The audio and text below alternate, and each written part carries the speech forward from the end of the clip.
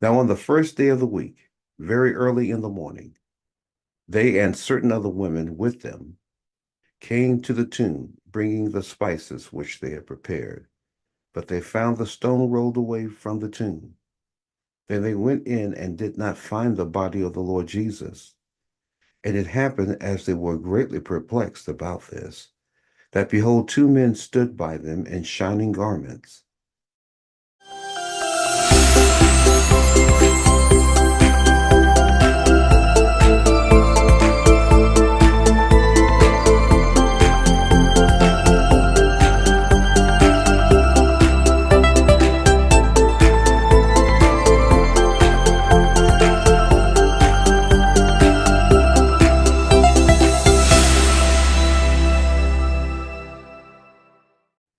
Then, as they were afraid and bowed their faces to the earth, they said to them, why you seek the living among the dead?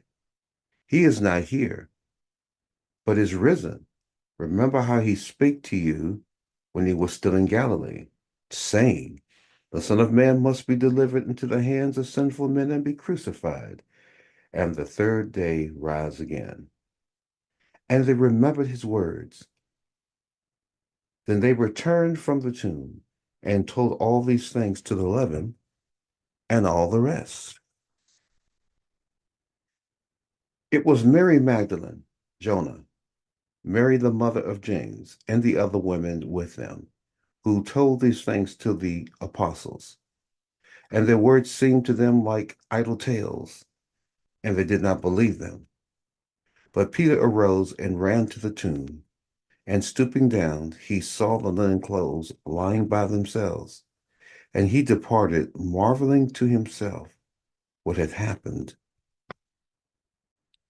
Well, here we are in the resurrection according to Luke's gospel. It has a lot of similarities to Mark and to Matthew, but there's a little more detail, and there are some unique things that go on here. One, of course, is the road to Emmaus. Mark mentions it only in a sentence, but Luke spells out the details. The other thing that happens is that Jesus uses a couple of proofs to show his resurrection.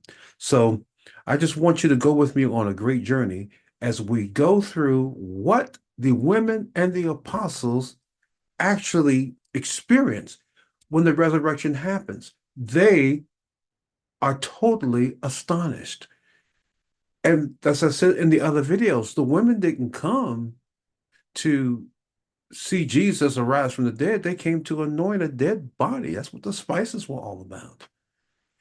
And the reason why I'm repeating this is so that you can see that you don't believe in God just because you study the scriptures. I mean, I'm listening to some of these people on TV or whatever.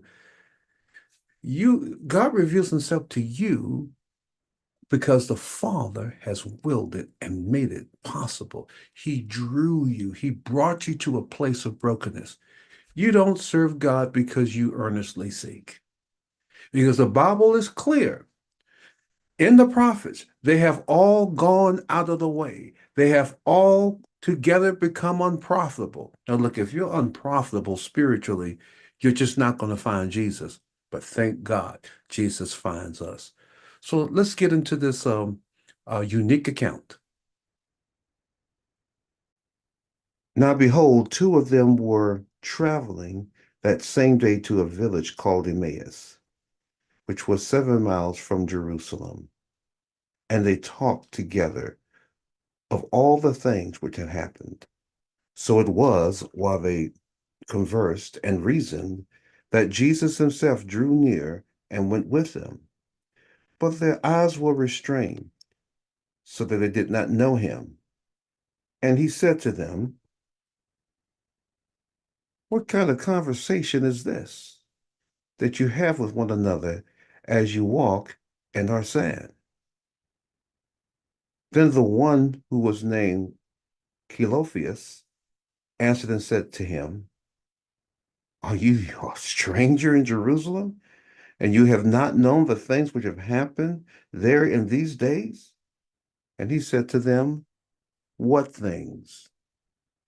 So they said to him, the things concerning Jesus of Nazareth, who was a prophet, mighty in deed and in word before God and all the people, and how the chief priests and our rulers delivered him to be condemned to death and crucified him. But we were hoping that it was he who was going to redeem Israel. Indeed, besides all this, today is the third day since all these things have happened. Yes, and certain women of our company who arrived at the tomb early astonished us when they did not find his body. They came saying that they had also seen a vision of angels who said that he was alive. And certain of those who were with us went to the tomb and found it just as the woman had said, but him they did not see. Then he said to them, O foolish ones, and slow of heart to believe in all the prophets have spoken. Ought not the Christ to have suffered these things and to enter into his glory? And beginning at Moses and all the prophets, he expounded to them in all the scriptures the things concerning himself. Then they drew near to the village where they were going, and he indicated that he would have gone further. But they constrained him, saying, Abide with us, for it is toward the evening, and the day is far spent. And he went to stay with them. Now it came to pass, as he sat at the table with them, he took bread, blessed and broke it, and gave it to them. Then their eyes were opened, and they knew him, and he vanished from their sight.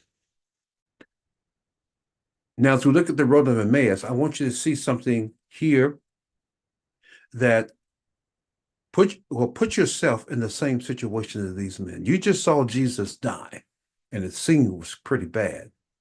So when they're walking along, their world has come crashing down, and they're having this conversation, and it's not a happy moment. And here comes Jesus in the middle of them, and he does something that I love. From Genesis on, the Lord loves to ask questions. He did that in the garden. He said, Adam, where are you? Who told you you were naked? Did you eat of the fruit that I commanded you not of? What have you done? So his first four utterances after the fall, the first four are all questions. So here's Jesus says, what sort of conversations are you having that you're sad? And then, of course, they say, well, man, you got to be a stranger. You don't know what just happened. And then Jesus says, tell me about it. And then they go on their big story and everything. And they told them how the women went to the resurrection and everything. And Jesus says, oh, come on, y'all.